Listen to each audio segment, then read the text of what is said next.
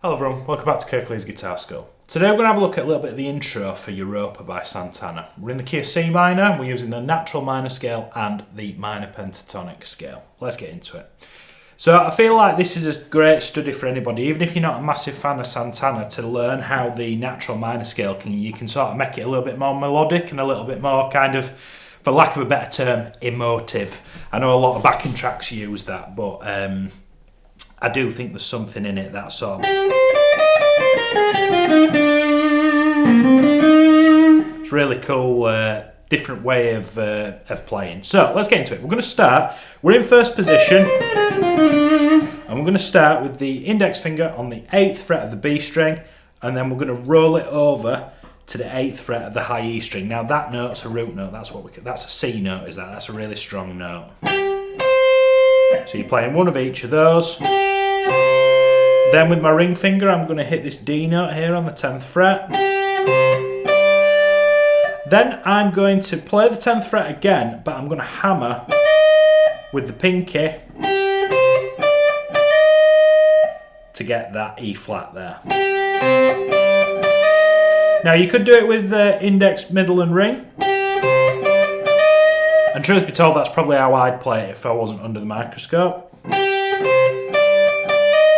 After you've hammered on to the 11, you come back to the 10.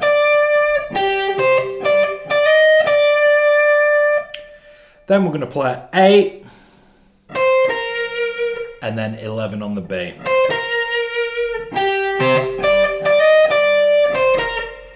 And then I'm going to hammer on from the 8, I'm going to play the 8, sorry, and then I'm going to hammer to the 9th fret, and can you see the sort of like little wavy line above the top? That means I'm going to give it loads of vibrato. I'm playing with the index finger and then hammering with my middle. And see how I'm really digging into that. Sorry, I left my hammer on.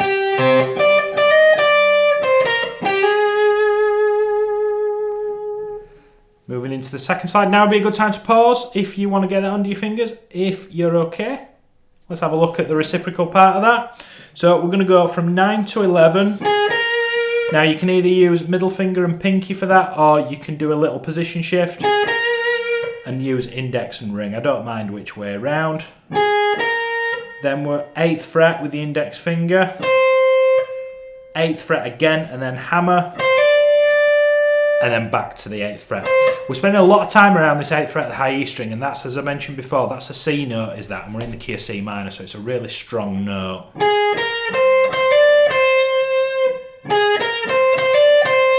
That's up to this point here. Then you've got that 11. Now, moving on to this part here, to say it's a hammer, it sounds like a slide to me, and I prefer to slide that when I've played this before. Either's fine, you can either hammer in between the index and the ring, or if you're going to slide into it, slide in with the ring finger. And then again, you see the wavy lines, give it some vibrato.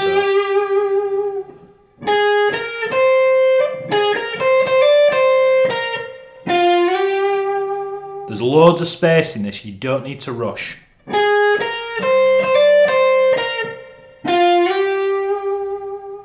We'll talk about tones and how to get that sort of creamy sound at the back end of the video, so make sure you stick around.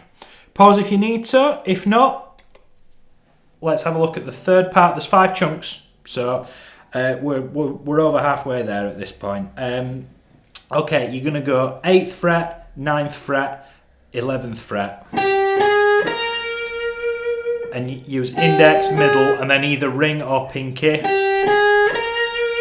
And then you're going to have to do a position shift anyway,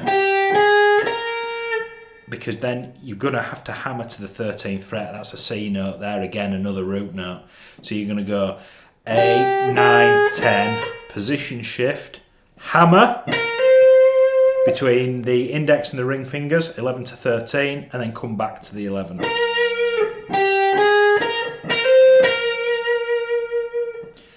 Nine. Notice the little rest there. That's very intentional. It's meant to be there because it gives you time to get over here, okay? So you got 9, 8 in middle and then index. Roll the finger over.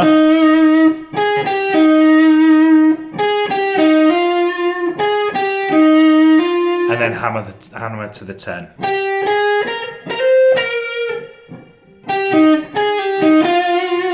Sorry, I lost my place there a little bit.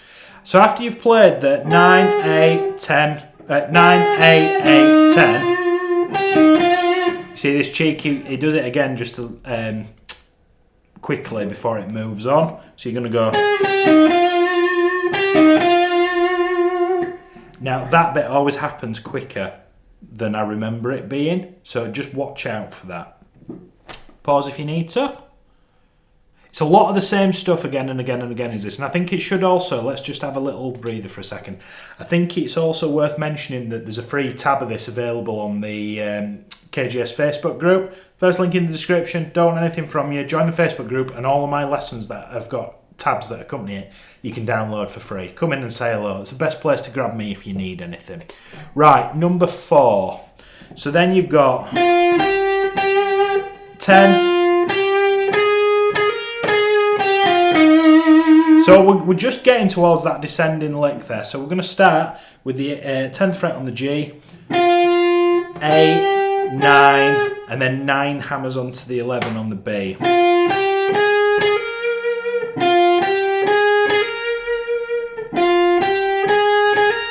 And then we're going to walk it back, 9, 8, 10, 8.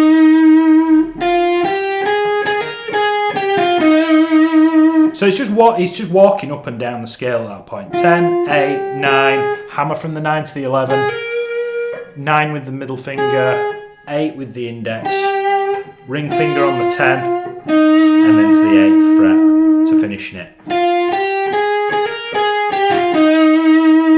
And again, see the wiggly line over here? Lots of vibrato. Nearly there, guys. I know we're moving at a rate of knots today, but get the transcription and use the chapters in this video, okay? Right, last bit. So this 8 that we start with is grandfathered in from the previous. It's part of the last lick. It just happens to be at the start of this bar. It's still part of that vibrato. No. Then we're going to start from this 10 over here, okay? You're going to pull off from the 10 with the ring finger to the index finger on the G string. We're then going to mimic the same motion, but we're going to pick both the notes on the D string above. So 10-8, 10-8. And this is a great minor pentatonic run. Then, we're going to go to the 10th fret again on the A string. But as soon as you pick that 10, I want you to slide that ring finger down to the 8th fret. Pull off, picked, slide, slid. Then you're going to play the 6th fret of the index finger, 10th fret on the same string with the pinky, 6th fret again with the index finger. Now I'd opt for this 8th fret to play it with my middle finger, because then I've got all those 8s on top of each other for the end bit, and I'm just barring that with my ring finger.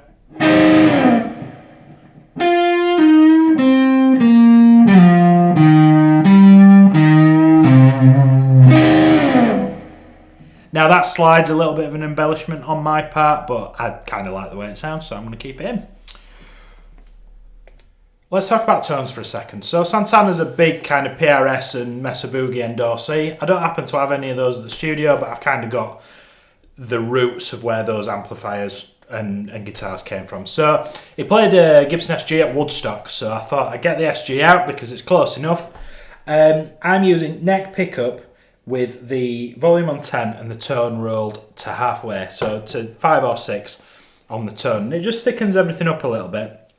I'm using a Marshall setting on the Boss Katana Artist, the crunch setting, with the gain sort of halfway up, and the bass, treble, middle and treble are all at 12 o'clock. So it's a pretty basic tone. Don't go too distorted, otherwise it'll sound a little bit, it'll sound like a wasp in a jar. You want the sort of creamy You want that creamy kind of lead sound, but without it being too fuzzy. So that's what I'm using today. I hope that was helpful. If it was, let me know in the comments. And if you got some value out of the video, please like it. It does really help a lot. We just recently passed 1,000 subscribers, and it's down to you guys telling YouTube that you like this stuff, so it tells more people about it. It's really, really important, is that kind of stuff, so that I can do this for more people. Like I said, there's a free tab available on the Facebook group. By all means, head over there, come say hello. It's completely free. First link in the description.